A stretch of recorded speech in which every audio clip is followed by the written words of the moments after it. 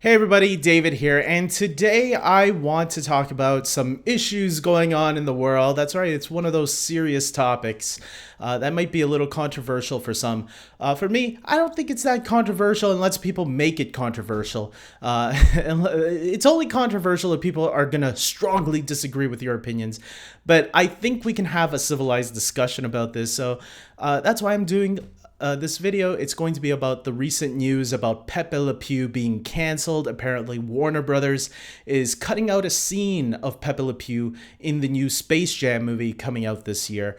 I'm going to be honest. In the beginning, I was a little disappointed when I heard this news. I'm like, why are we canceling Pepe Le Pew? He's just a harmless character that, he's a helpless romantic that didn't really do anything wrong. And then this is good why I didn't make a video about this right when I heard about it, because I had time throughout this week to think about it, sit on it more, and think about the issue at hand. And I was listening to another YouTube commentator, and he didn't do a whole discussion on this, but he did touch on it a little bit, that a friend sent him a video, and when he saw this video of old clips from the old Looney Tunes shorts of Pepe Le Pew, he did go into detail how in the old cartoons, how Pepe Le Pew would like block the door or lock the door so the female cat wouldn't be able to leave the house or something, and he would always grab onto them or grab them before if they tried running away and all that,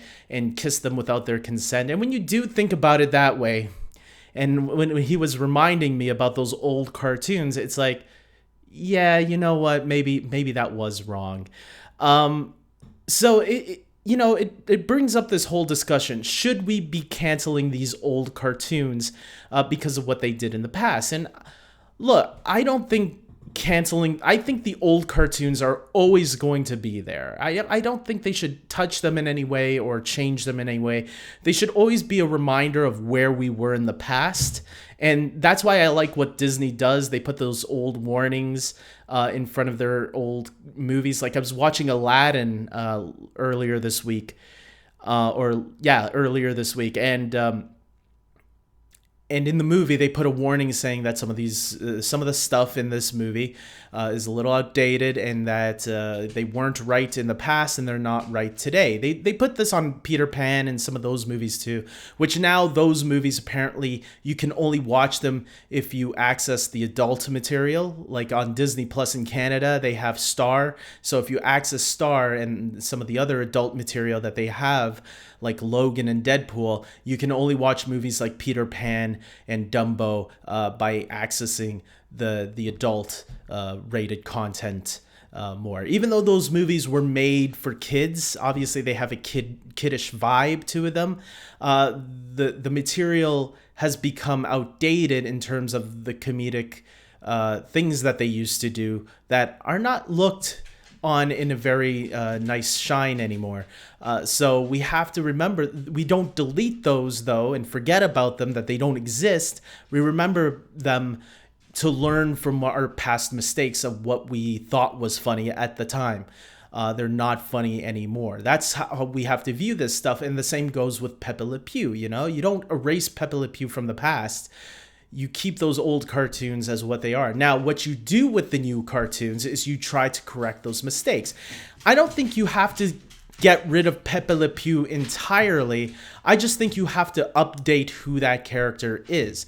Okay, he's a helpless romantic, right? But you don't have him locking a female character up, or don't let her, leave without her consent, or kiss her without her consent, or whatever. You have to update that character and make him something new. If that style of comedy doesn't work anymore, you have to do it in a way where, okay, how can we play with this character but make him work in today's society? Like maybe make him and that cat a married couple, and when he steps out of line, make Penelope Cat, or whatever the cat's name was, make her set him straight and go, hey, that's not how things go. You have to try to find a way to play to that character with today's audiences. He can't be a caricature of what he was in the past. And then that way, nobody's going to want to see him. I was thinking of Space Jam recently, the original Space Jam, and they had the character in that movie, but they never had him, as far as I can recall, they never really had him do anything inappropriate in that movie. I don't remember him trying to like hit on that cat from those old shorts. I remember the only thing I remember him doing in that recent movie was that he knocked out the Monstars by making a smell, and Michael Jordan raised him up and used his stink power. And then there was another scene where he kissed the basketball to make it go inside the hoop. I mean, to me, I think that's appropriate. Because he's not harassing anybody. He's not being creepy and stop anybody from leaving. He's just being goofy. And I think that's how you can use the character, or you change him up entirely, like I was mentioning earlier. And I think Disney's learned that. Obviously, a good thing about these live action remakes that Disney has done, for an example, Dumbo, in the original cartoon, they had the crows, right? Who were very offensive to a lot of people of color. And in the new movie, they took those crows out. They had a reference to crows in the movie. Like, there were a couple of crows, but they weren't like characterized as any, as any person. And like, it wasn't making fun of a group of people. And I think that's what the advantages these live action remakes have over what the old school, the old cartoons had done. They can take those things out in these live action remakes. And I think that's why maybe the live action Aladdin will be looked to more as than the animated Aladdin, because if the Aladdin animated movie does have some offensive material, the new movie I don't think went to those areas, right? As far as to my knowledge, they didn't. So maybe people will view that one more because of that. Like, hey, let's check out the less offensive Aladdin, especially since the Aladdin live action movie was received pretty good. Like, lots of people enjoyed it. The criticism that it got the most from critics was that it was too much like the original, except without the offensive stuff. So in that case, it's a pretty damn good movie then for people that didn't like the offensive stuff in the original film. So I don't know. Those are my 2 cents.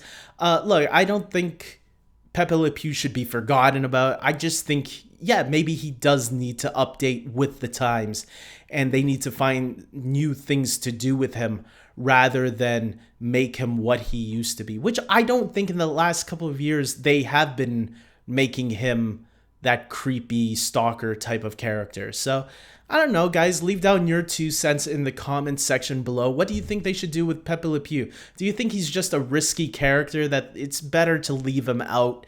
Or do you agree with me and think that, yeah, sure, if they can find a way to update him without being creepy, then sure, let's do Pepe Le Pew in an all new way. Let's find something, a new structure with that character that we like. Keep him as maybe the romantic kind of guy, but maybe instead of someone who's being creepy, maybe he's always failing or something like that. I don't know. Because that's what Linda Jones, the daughter of Chuck Jones, she came out in an interview and was saying something like Pepe Le Pew, the whole idea behind him was that he was supposed to be a caricature of this helpless romantic who, someone who actually existed, who thought he was all that. He was the typical ladies' man, but in reality, he was always failing, and he didn't realize he was always failing. And if that's the case, maybe you can have him fail a lot more rather than it looks like making him look like he's succeeding in that sense. I don't know. It's just some ideas that I thought I'd throw out there, and who knows? I just don't think we need to erase the past. It's like The Simpsons right now. The Simpsons, they got criticized for having an all-white male cast, or not just male, female as well, as an all-white cast be these voices for characters, including the minority characters. And recently, they casted people like, I think, Michael Richardson who's he's been a voice actor in the industry for a long time. He did a lot of Warner Brother cartoons. I think I know I've heard him in a lot of DC animated movies.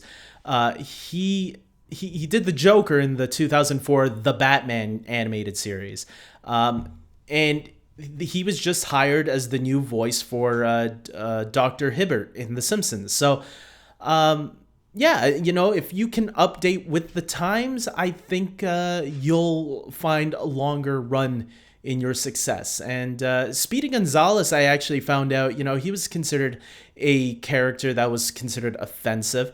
But they have updated him, and apparently he's used as a mascot in, I heard, don't take me for fact, but I did a Speedy Gonzalez video a couple years back, and someone who was I think Mexican, I don't remember, Latino, told me that in his culture that he is considered like a national icon. So that, I guess they must have changed the character up enough in order for that to be true. I don't know.